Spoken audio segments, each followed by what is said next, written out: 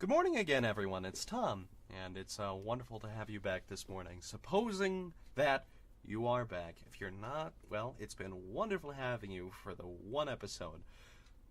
Anyway, welcome back. Before I go any further with any of these shows, any of these good mornings to all of you, I should really establish... I meant to take the headphones off. Point is, I want to establish my kind of philosophical underpinnings, which make my entire worldview kind of work. Which is something, supposing you tune in, you'll become very familiar with.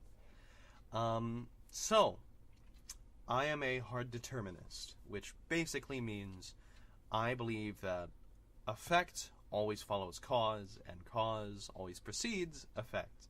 Basically, everything that has ever happened or will happen is the result of something that came before it that was done. I push a block, so it moves. I drink a lot of Coke, so I gain weight. That kind of thing. So, with that kind of in mind, I have this belief that it is impossible for a person to be evil. I think it's possible for a person to do very bad, reprehensible things, and for people to say, that was not nice, and gosh darn it, that hurts me. That's fair. You're allowed to be upset with people, and you're allowed to think they did bad things, but I don't think it's fair to call anyone evil. And here's why. So, imagine this person. They are considered evil. Horrible, terrible. They do horrible things. They spray paint the old lady's car, and they kick in shop windows. Yeah, they appear pretty bad, right? They seem like not the nicest fellow.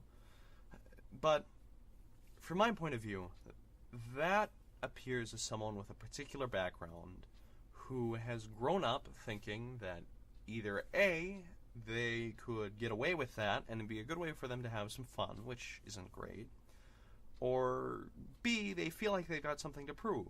They have something they need to show people, how they're the biggest, toughest lady car spray painter person, or that they are one of the hardest people around them.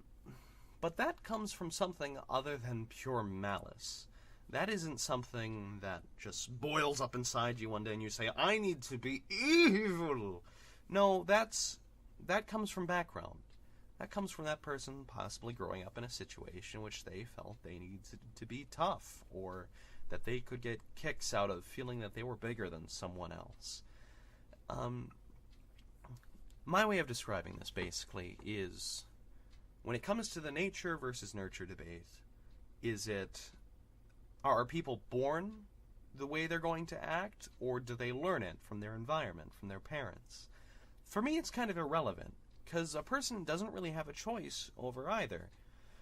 You are born in a place with a specific biological makeup, which might influence the way you think. We know that some people have mental disorders. They're not necessarily neurotypical, which causes them to behave and think a certain way.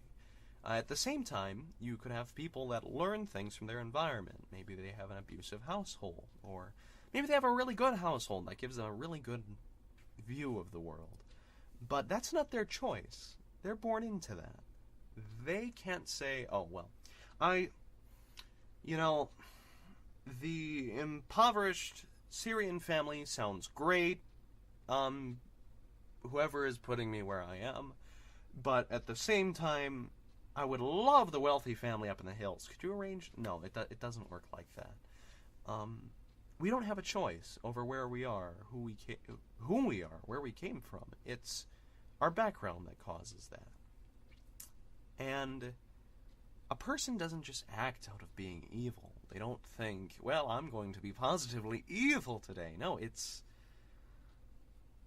they act because what they do, they think, is the best thing, either for them or for whatever they believe in. And that's what causes people to do what we perceive as evil, in my opinion. So, to sum it all up, I don't believe that anyone is possible of being evil. I think people make mistakes, and we're allowed to be critical of those mistakes, and we're allowed to base our interactions off of people with those mistakes. But at the end of the day, I think we should forgive. We should understand that not everyone is great. Not everyone has a background which permits them to be wonderful people. But at the same time, I think we got lucky. Those of us who can say we're not horrible, horrible people. And at the end of the day, are the people who are horrible tragic? Maybe. I don't know that they're necessarily horrible. How can you qualify a person? So, if you think you're a horrible person, realize it's not the case. Maybe you don't treat people the best. Maybe you don't always care for people in the best way. And maybe you are kind of selfish. But, that's all right. It's not ideal, maybe. It'd be a lot nicer to hang out with someone who is maybe a little more selfless. But at the same time, you're a person. You're wonderful. By nature of being a person, you're wonderful. You have a story. You have a background. You have a reason for being who you are, and we love to have you here. There's no reason why you can't go out and change who you are today. The only thing that is keeping you acting the way you are is your current belief system and how you like to act and your patterns, your routines, and there's no reason you can't change that. So, if you feel the need to, or even want to, go ahead and do it. You're wonderful anyway. Just try and treat people well, okay? So, anyway, I have to eat and go to class. So, it was a pleasure having you all again. I hope you all have a wonderful morning this fine January 28th. And a good rest of your day. I hope to see you tomorrow. Okay. Goodbye, I guess. I don't know how to do it. Okay, I'm gonna go. Goodbye!